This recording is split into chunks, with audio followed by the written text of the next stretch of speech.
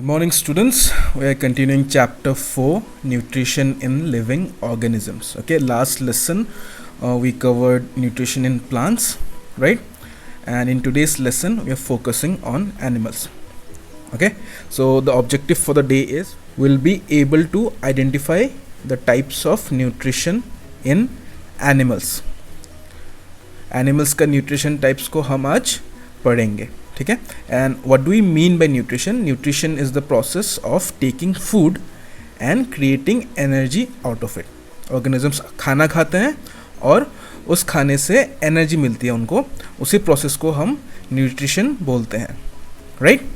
All right, before moving on into types of nutrition, let's discuss why nutrition is important.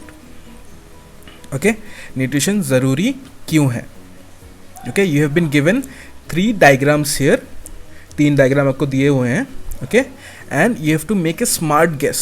ठीक है, सोच समझ के आप एक गेस करो कि what could be the points of why nutrition is important. Okay, take 2 minutes to come up with your answer. So you have to look at the images, look at the diagram and make smart guess.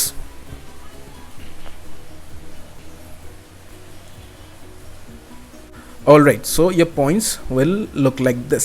Okay, there are 3 main points why nutrition is important. The first is to supply energy required to do work. Okay, हमारी body को काम करने के लिए जो energy लगता है वो हमें कहाँ से मिलता है?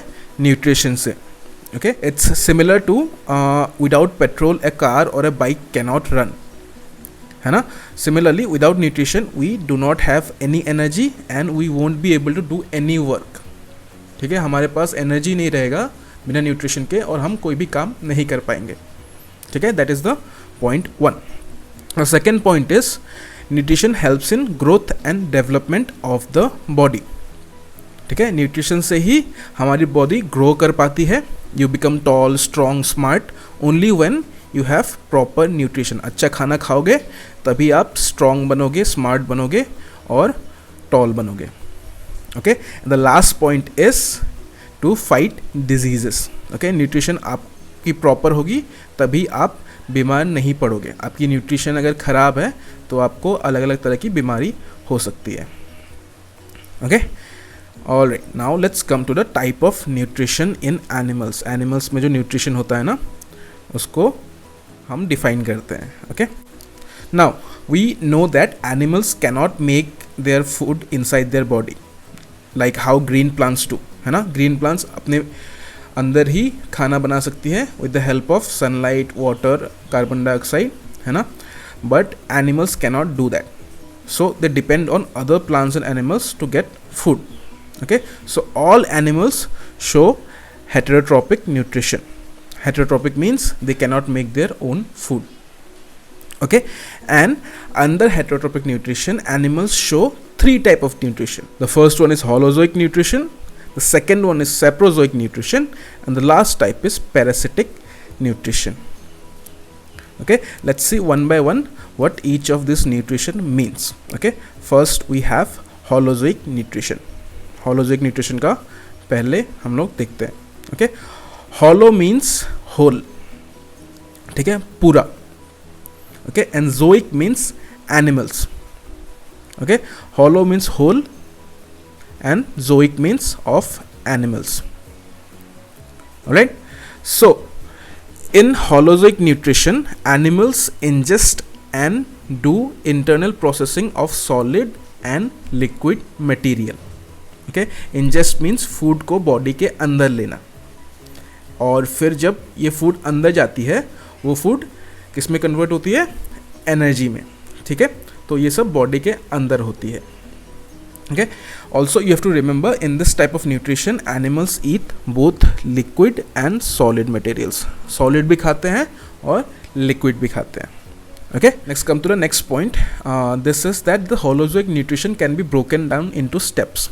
तो holozoic nutrition को इन steps में हम लोग break down कर सकते हैं. Okay, first there is ingestion. Ingestion means taking in food. Food को body के अंदर लेते हैं. Okay, then there is digestion, which means breaking down of complex food substances to soluble food substances. Okay, body जो food हम अंदर लेते हैं उसको हजम करके उसका लिक्विड बना देती है, which is easily soluble in blood.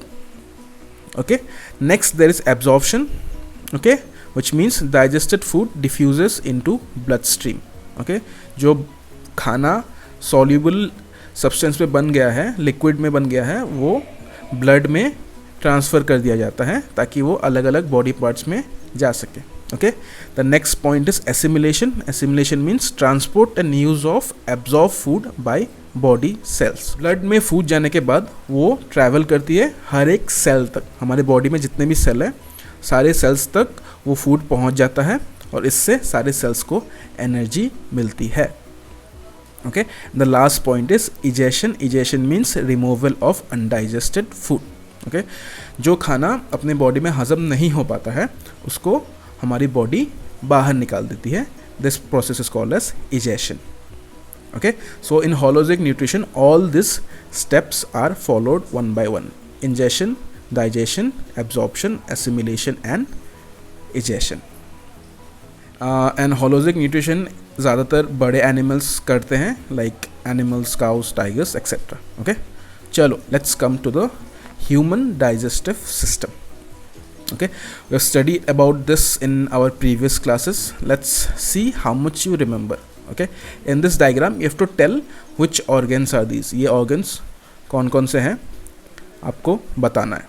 Okay, so take 2 minutes to note your answer. Pause the video and note down what is 1, 2, 3, 4 and 5. Okay, coming back, your answer would look like this. Okay, first we have mouth, then we have stomach, then we have small intestine, then large intestine, and finally we have anus. Now we know the process of holozoic nutrition. Holozoic nutrition का process हमें पता है कि ऐसे होता है ना, ingestion, digestion, absorption, assimilation and egestion. Okay, what I would like you to do is tell me where does this steps occur. So you can see this table here at the down. Here is the process of holozoic nutrition and you have to tell where does it occur. ऊपर आपके holozoic nutrition के steps हैं with their definition और नीचे आपको ये बताना है ये process कहाँ कहाँ human body में होता है. Okay, take 3 minutes to do this. Pause the video and write your answer in this table.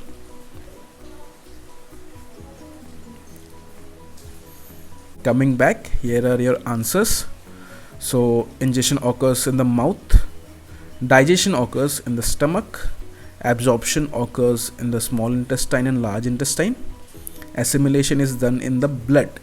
ठीक है, assimilation मतलब खाना सारे सेल्स तक पहुंच रही है तो कौन पहुंचाता है उसको, ब्लड पहुंचाता है. Okay, the last is anus, जहाँ से आपका खाना बाहर निकल जाता है, undigested food. Okay, now let's discuss how to identify holozoic nutrition. कोई एक एनिमल होलोजोइक न्यूट्रिशन कर रहा है कि नहीं कर रहा है उसको हम आइडेंटिफाई कैसे करेंगे. Okay, so there are 2 main things you have to remember. 2 चीज़ आपको रिमेंबर करनी है. First is the animals eat solid and liquid materials. वो सॉलिड भी खाता है और लिक्विड भी खाता है, मतलब पीता है. Okay, and the second is animals excrete. तो बेसिकली वो एनिमल्स टट्टी करते हैं. ठीक है, so these are the 2 points you have to remember when you are identifying if an animal is doing holozoic nutrition or not.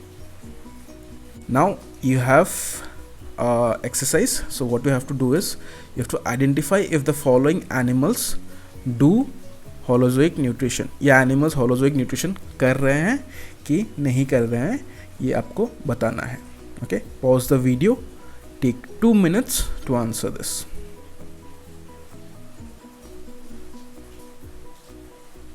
Okay, coming back. So the first one is a tiger. So tiger eats both solid, liquid and it excretes. ठीक है, so yes, it does holozoic nutrition. The second is a mosquito, and mosquito we know only drinks blood, है ना. So blood is only liquid, so it cannot eat any solid food. So mosquito is not a holozoic animal. Okay, and the last one is birds. So birds can eat both solid and liquid things and it also excretes. टट्टी भी करती है चिड़िया, तो yes. Okay, now let's come to the next type of nutrition, which is saprozoic nutrition. Okay, in plants we had saprophytic nutrition, if you remember, and sapro means dead matter. Okay, मरी और सड़ी हुई चीज़ें. Alright, so in the way how we had saprophytic nutrition in plants, in animals we have saprozoic nutrition. Zoic का मतलब ही है animals. Okay, so what does this mean? In saprozoic nutrition, animals absorb liquid materials from dead matter. Okay, so ये animals बस liquid food खा सकते हैं और उनका खाना कहाँ से आता है? डेड मैटर से, मरे और सड़े हुए चीज़ों से ये अपना खाना एब्जॉर्व करती है. Okay, here are some of the examples like spider and house fly. Okay, now let's come to the last type of nutrition in animals, which is parasitic nutrition. Okay, what is parasitic nutrition? In parasitic nutrition, animals live on a host animal and derive its food from the host. Okay, ये animals दूसरे बड़े animals के ऊपर रहती है, उनके body के ऊपर रहती है और उनसे अपना खाना चूस के निकालता है. So these are the animals which do parasitic nutrition. Okay, and there can be two types of parasitic nutrition. The first is endoparasitic and the second was ectoparasitic. Okay, ये endoparasitic और ectoparasitic क्या क्या है हम अभी discuss करते हैं. Okay, so the first type of parasitic nutrition is ectoparasitic nutrition, and in this type of nutrition the parasite, मतलब जो animal parasitic nutrition करता है, it lives on the surface of the host body. जो बड़ा animal रहता है उसके surface पे रहता है, उसके बॉडी के ऊपर रहता है ये पैरासाइट्स, तो इनको बोलते हैं ectoparasitic. Okay, examples are lice and bed bugs. आपके सर में जो जुएं होते हैं और बेड में जो खटमल होता है ना, so they take food from the surface of your body. Okay, then we have a second type of parasitic nutrition, which is endoparasitic nutrition. Okay, so here the parasites live inside the host body. तो ये जो host animal रहता है, जो बड़ा animal रहता है, उसके body के अंदर रहता है, ये बाहर नहीं रहता, अंदर रहता है. ectoparasitic nutrition में animals body के ऊपर रहते हैं और endoparasitic में body के अंदर रहते हैं. Okay, examples are tapeworm, roundworm, etc. So you can see the diagram over here, है ना. So these worms live inside the body of bigger animals. Let's quickly recap what we learned today. So we learned about the nutrition in animals. We know all animals follow heterotrophic nutrition because they cannot make their own food. Okay, first we have holozoic nutrition, and in holozoic nutrition the animals eat solid and liquid food. Solid भी खाते हैं, liquid भी खाते हैं, और वो लोग excrete करते हैं, दैट मीन्स वो लोग टट्टी करते हैं. Okay, the second type of nutrition is saprozoic nutrition, and in this type of nutrition the animals absorb liquid from dead matter. ठीक है, मरे और सड़े हुए चीज़ों से ये बस लिक्विड एब्जॉर्व करते हैं, तो इसको बोलते हैं सैप्रोजोइक. ठीक है, the last one is parasitic nutrition. Okay, in this type of nutrition the animals get food from host organism. तो ये बड़े एनिमल्स के ऊपर ये छोटे छोटे एनिमल्स रहते हैं जिनको पैरासाइट बोलते हैं, और ये उनसे अपना खाना चुनते हैं. ये दो टाइप के हो सकते हैं, एक जो बॉडी के ऊपर रहते हैं और एक बॉडी के अंदर रहते हैं. I hope you like today's lesson. This is also the end of the chapter. Okay, thank you for listening and I hope you have a great day.